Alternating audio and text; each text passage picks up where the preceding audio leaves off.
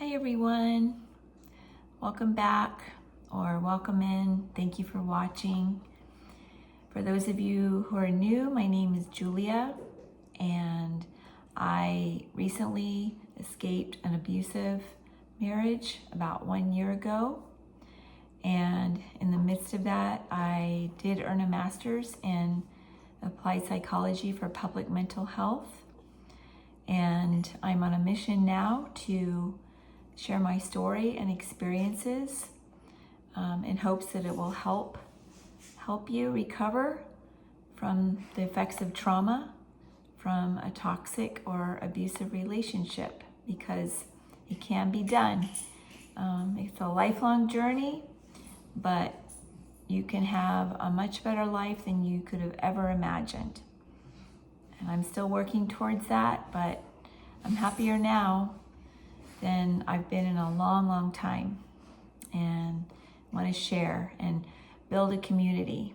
So I thank you all so much for watching. I thank you for my subscribers, and for those of you who are watching and have not yet subscribed, I hope you like and subscribe and share the channel. I really want to build a community, and I care about all 6 of my subscribers, and I'm hoping it'll grow, but I don't mind. God's word says that if we're faithful in the little things, we can be trusted with much. So I am performing, well, not performing, but speaking to an audience of one, and he's the one I'm doing this for, and I'm very passionate about my message. Really, one of the reasons I got my master's in public mental health is because I saw so much stigma with mental health. There's still, even though it's so prevalent now, the topic, there's still a stigma of being lonely, isolated. There's a lot of shame involved, especially for those of us who have survived and have gotten out of a toxic or abusive marriage or relationship. There's a lot of stigma and shame, and I'm here to spread the message, use my experience to help and spread the word that we don't have to feel ashamed. There should be no stigma or shame. So thank you for watching, and I want to share with you what today's video is about. I recently asked the question on a forum I belong to: what has been the hardest thing you've had to deal with since escaping an abusive, toxic relationship? And the number one thing that people shared was, I feel lonely and isolated. A close second was finances, and really I thought finances would be number one, but it was loneliness and isolation. And so I answered one person on the forum, and I said, I totally understand that, and I really just had to shift my mindset to get out of that feeling. And this person replied back and said, I would really like to know how you can flip your mindset. So I did answer back, but I wanted to share with you what has helped me in hopes that it will help you too. So the first thing when I left that abusive marriage was I really felt all the feelings. I felt all the fear. I felt all the freak out, all the freak out feelings. I remember the day that I left, driving down the road, I was shaking like a leaf. My heart was pounding. I didn't know my next move. As far as life, I mean, thankfully I did have a place to go, but I thought, oh my goodness, what has just happened to my life?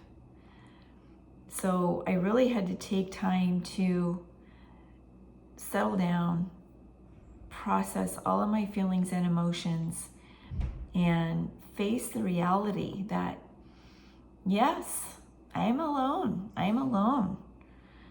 I'm alone. But I also knew that, yeah, I am alone. And yes, I'm I'm free. I'm away from this person who's been hurting me. So I had all these things running through my mind. I'm scared, but I think I'm going to be okay. I can do this. So it's feeling all of those feelings, getting in a safe place, and allowing yourself to feel that fear, to feel angry, feel lost, feel all of it, and get it out. Keep to yourself for a little bit. It's really okay. It's okay to keep to yourself for a while. You need to heal. When we're sick, we don't just go sauntering around out and about, pushing ourselves and no. We stay in bed, get some rest. Well, your mind and your heart, your soul, all of those things, they need rest too. And I knew that when I got to where I was going, I needed to shut myself away, process what in the world just happened to my life. Even though I did plan the escape, it happened. And I had to face that. I had to face the fact that, yes, I'm alone. And I had never been alone before. This is the first time in my life that I've been alone. How about you? And in the comments, comment below. Is this the first time you've ever been alone? It is for me. I started out, of course, with my mom and dad, my brother and sister. Then when I moved out when I was 18, my sister was already out of the house, so I lived with her. Then I had roommates. Then I got married. And now here I am. I'm alone, solo. So when I got out last year, I took the time to process what happened. So really, number one, it's getting a grip, facing the reality, making sure that you are safe mentally and physically, and allow yourself to feel what you're feeling. And then for me, once I realized that I was grounded, I was safe, I had what I needed, I had a roof over my head, I did have my safe people, I have my dear friend, I do have my children who are adults, I have my children, people at work, they knew what was happening, and I'm so thankful that they have been and are supportive. I allowed myself to still learn to like myself. So that would be the second thing. Learn to like yourself. And that can be really hard. I mean, you've just left someone that has treated you badly. And you may feel like, wow, so this is over. So who's ever gonna like me? What is it about me? Am I just always going to have a second-rate life? No. When you get through all the could'ves, would'ves, and should'ves, and what's wrong with me? No. It's good to self-examine. That's what you need to do, but don't kick yourself and beat yourself up and think, oh, I'm always going to be lonely. I'm always going to have a second-rate life. No. Use the time that you have to get to know yourself. What does that mean? Think about what you like to do and go do it. You have more time now, hopefully. I like to run. I like to walk with my dog. I like to lift weights. I like to spend time with my adult children. I like to read. There's so many things I like to do. And now I can do them. And so find something that you like to do journal. Journaling is wonderful to help you find out more about yourself. And I know it's not easy. It is a journey. But the more time goes on, the more the days go on, you get to know yourself a little bit more, day by day by day. And even your interactions with people at work, people at the store, places that you frequent, you're going to get to know yourself more by how you interact with people. And I would say that really taking advantage of those interactions, because you never know, you could develop some new friendships. You could find your tribe. I mean, there's a lot of things that even I'm learning about myself. I got this master's degree and I'm still a teacher. I teach elementary school right now, and there's things I want to do with my degree. I'm passionate to get this message out about mental health and the stigma surrounding it. So I'm starting this channel. And you know what? Sometimes starting something new, it can make you feel lonely. I mean, I'm out here talking to my phone right now, and I don't know who's watching. I'm thankful for those of you who are watching and listening, but I'm starting this channel. I want to get the message out. I'm starting a business. I'm writing a course to help people through trauma. I'm starting a coaching program. There's all things I'm trying to do and work on to grow myself. And am I making mistakes along the way? Yes, I am. Does that make me feel lonely sometimes, like I'm the only one? Yes, it does. And that's normal. But I think it's so cool that I'm trying. And that's what we need to do. We need to try. And we don't have to be lonely. You need people along the way to help you do these new things. So get out there and try. So I would say for me, what worked for me was to not be ashamed to feel what you're feeling. You're feeling hurt, you're feeling scared.